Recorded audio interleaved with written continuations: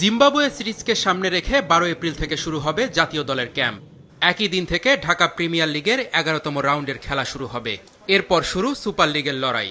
সবার আগে ডিপিএলের super league নিশ্চিত করেছে আবাহনী। টুর্নামেন্টের সবচেয়ে সফল দলটি এবারও শিরোপা ঘরে তোলার আশা করছে, কিন্তু তার আগে চিন্তাও রয়েছে, কারণ জাতীয় দলে ডাক পাওয়া তারকা ক্রিকেটারদের আগে ভাগেই ছেড়ে দিতে হবে।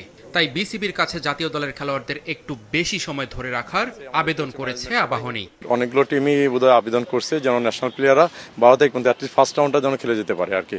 সেক্ষেত্রে আবাহনীও অ্যাপ্লাই করেছে, কারণ আমাদের এখানে 3জন প্লেয়ার আছে, নাইজান আছে, ইমন আছে, তারপরে মমিনুল আছে। লাস্ট খেলা নেক্সট খেলা প্রাইম ব্যাংক, দেন মাহমুদান। সো লাস্ট ম্যাচে আমি চাই ন্যাশনাল প্লেয়ার সবাই খেলুক। এইসব ম্যাচে আবাহনী মাহমুদানের ঐতিহ্যের খেলা, এখানে ক্রিকেটের জন্য ভালো, সবাই খেলতে পারলে একটা ভালো ম্যাচ আমার মনে হয় উপভোগ করতে পারবে সবাই আর কি। বাট প্রত্যেকটা যদি দুই টিমেরই প্লেয়ারগুলো অ্যাভেলেবেল থাকে, ন্যাশনাল টিমে যারা থাকে, ম্যাচের ভ্যালুটাও তখন অন্যরকম থাকে। পয়েন্ট টেবিলে আবাহনীর পরেই আছে মোহামেডান, তারাও আছে শিরোপার দৌড়ে। 20 এপ্রিল সিলেটে জিম্বাবুয়ের বিপক্ষে প্রথম টেস্ট খেলবে বাংলাদেশ। যেহেতু টেস্ট শুরু হতে এখনো কিছুদিন সময় হাতে আছে, তাই মোহামেডানও চাইছে জাতীয় দলের জন্য নিজেদের ক্রিকেটারদের দেরিতে ছাড়তে। এ ব্যাপারে বিসিবির সাথে কথাও বলেছে মোহামেডান কর্তৃপক্ষ।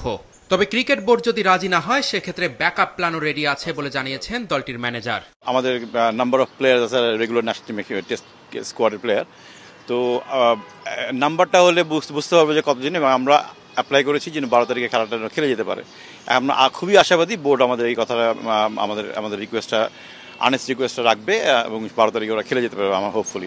আমরা তো এই সিজনের প্রথমেই আমরা টিম করেছি, তখন এডিশনাল প্লেয়ার নিয়ে নিচ্ছি। আমরা মোট 18টা প্লেয়ার নিয়েছি, আর একটা প্লেয়ার জয়েন করেছে রিসেন্টলি। তো এখন আপাতত 19টা প্লেয়ার আছে। এছাড়া আমরা ব্যাকআপটা মোটামুটি আগে সেট করে রেখেছি। আবাহনী মোহামেডান ছাড়াও বিসিবির কাছে চিঠি দিয়েছে আরও কয়েকটি দল, কিন্তু এখন পর্যন্ত কোনো সিদ্ধান্ত জানায়নি বিসিবি।